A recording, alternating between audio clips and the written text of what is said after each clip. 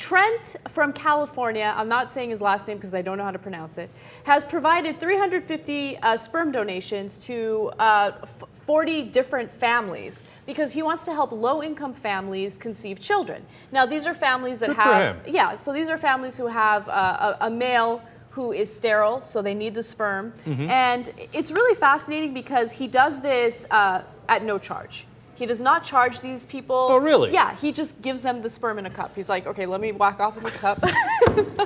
I'm not sure we had to go to that level of detail. I think people were pretty sure how you extract the semen to be able to present it to those needy couples. No. Okay, first of all, let me just say something. The FDA wants to shut him down. They're saying that it's unsafe. You know, you obviously have to go through this entire system to make sure that your sperm is clean and safe and people who use it aren't going to get an STD or get sick. But, you know, he seems very clean. I went to his... How do you know? Okay, hold on. I looked at him and he seemed like his hygiene was top notch. No, I know because I researched the guy. He has a website that's very detailed about everything. Okay, so he has documents indicating his health records, documents indicating his health records.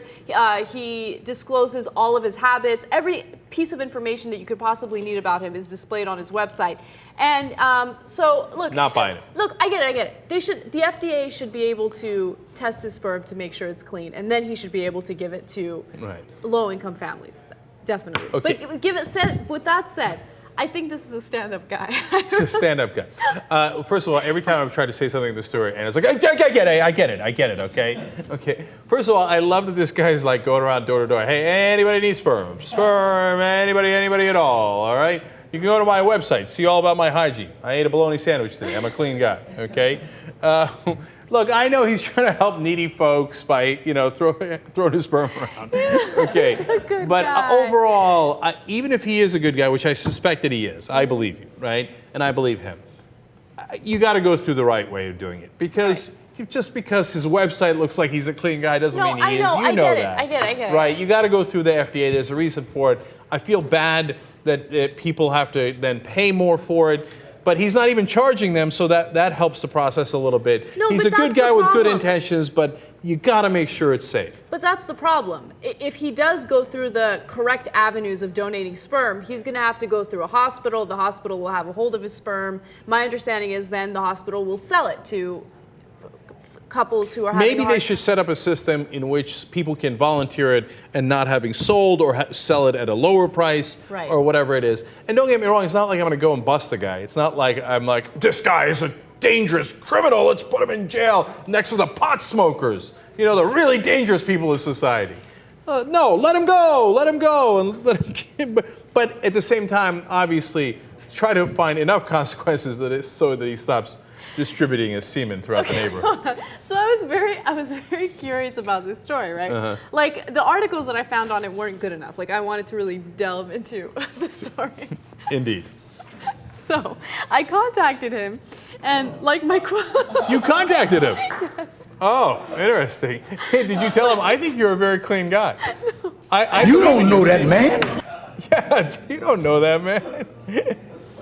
So, but my email to him, like now that I read the email back to myself, I realize how ridiculous it sounds. I said, my name is Anna Kasparian and I work for the Young Turks. I'm contacting you because I'm curious about your story. I thought for sure you were going to say, I'm curious about your semen. I know you donate sperm to low-income families, but what motivated you to do this? Is there a backstory to it? Also, this is the part that sounds so stupid. Also, what happens after you donate the sperm? What does the couple have to do right after you provide? 2 levels deep. That's what they do with it. They go 2 levels deep. No, but what do you think they do with it? And how is he going to answer that? Is he going to be like, all right, well, then they take a syringe and then... No, but that's what I want to know. Do they take a syringe? I don't know, but he's not going to answer that. I mean, I don't know the specific details. I know that they have to... I want to know the specific details because I'm curious about it. I know, but I'm not sure that's the guy to ask. But anyway, he was very nice. He responded to me. Oh, he did? Yeah, he did. And, you know, he explains what his motivations are. Many families can't afford thousands for sperm banks or are opposed to anonymous donations, so they find a person in their community who can help them. I see this as a compassionate act, giving the gift of life, yada, yada, yada, you get the point. Then he goes into detail. He says, the sperm is provided fresh, meaning that it is I didn't want to know that. Hold on. Do you want to listen to the rest of it or no?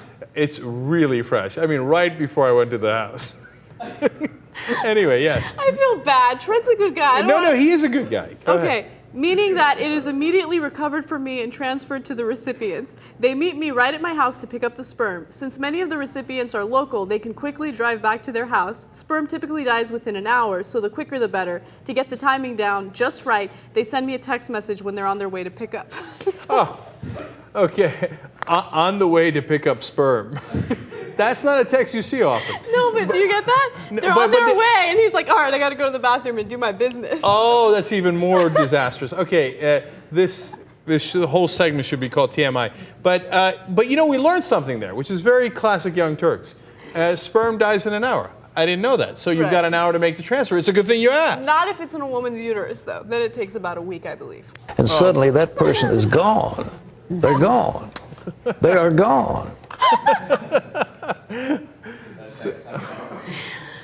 But I like this guy is so many different things. I mean, he's the FedEx of sperm delivery.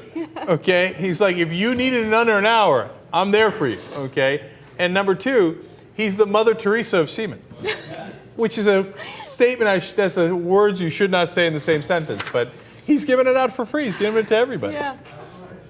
Trent. I give him a ton of props. And by the way, Trent, don't get me wrong, man. Much love, much love. Look, I mean, I think you got to do it the right way. But I know your heart and your semen's in the right place.